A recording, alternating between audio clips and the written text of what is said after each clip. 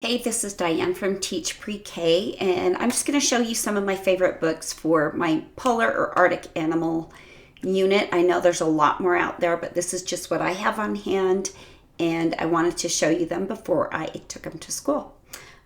This one I love. It's Who Am I? Snowy Animals. My 3-year-olds love this because it's like a little guessing game. Each page will kind of give you a hint at what the animal is, and there's like a little peekaboo where you can see the different animals, like the polar bears. Like, you got to figure out what that is. So you read the little description, the little clues, and then they have to guess. And they're almost always right, but they really enjoy that one. And I usually read my nonfiction during circle time, and for that reason, they're all really short. I save the storybooks for story time. So I've got a couple more. I've got this one, which is just polar animals, and it talks about, you see these little circles right here. It talks about all of those different animals. They're really fascinated by the Arctic fox and the Arctic hare, how they look in the spring and summer as opposed to how they look in the winter. And this is a really cool book that will show that. Couldn't be polar animals without lots and lots of books about penguins. This is just one. It's got them swimming. It talks about what they eat, what baby penguins are called. This one's really, really cute. I think I got this one just last year, Snow Pals. It's got the cute baby penguins on the front and inside. I mean, it's got everything. It's got those really cool monkeys. Let me see, with the blue faces. Yeah, aren't those cool? And I can usually find some really cute videos to put on my smart board from just like YouTube to go with these books.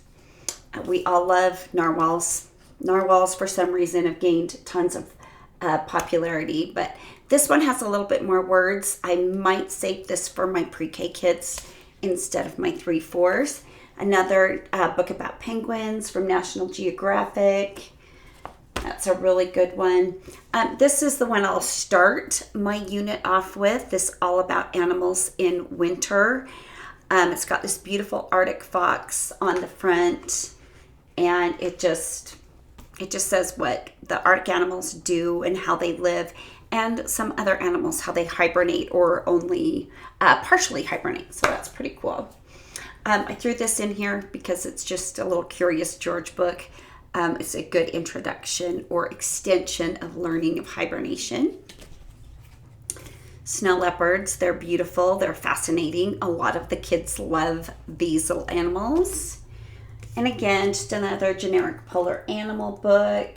Some really cute pictures. This one has a lot more words too. My pre-K kids like this one. This is one I'd probably put on my bookshelf because it's got too many words for me to get through even in circle time, but it is on their level. So it's a fun book for them to look through and read on their own when they've got free centers.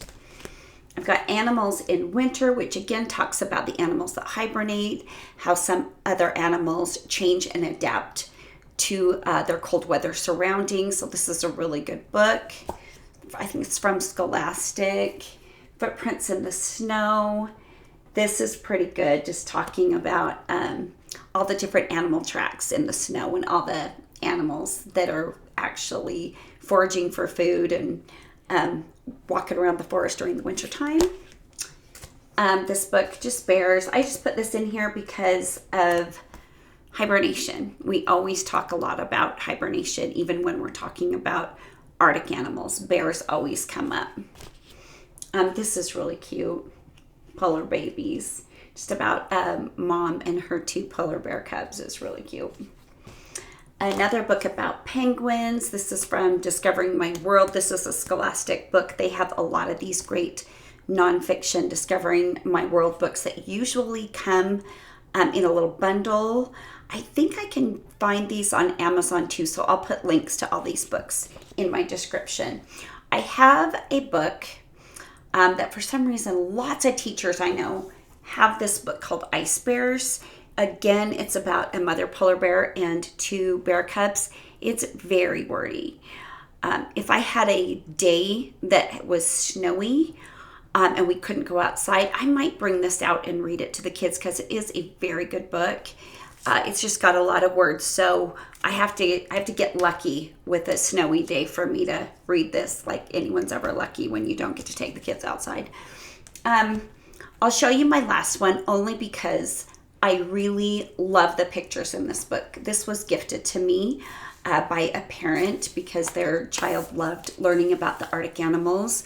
And I will put this one, it's just called Penguins, just out on a bookshelf because kids really, really love to look at these big kind of coffee table books, you know, because they just have fascinating pictures. And we talk a lot about the different varieties of penguins, the emperor penguins, the macaroni penguins, you know, what eats penguins, you know, penguins that like, oh gosh, they like this because I think this is the macaroni penguins.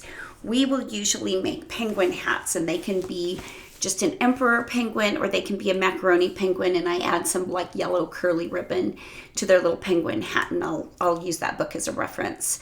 But those are some of my favorite nonfiction polar animals books. I'll also be sharing some of my favorite fiction books. There will be a link to my polar animals lesson plan, which also has some really, really great information for the kids about different polar animals.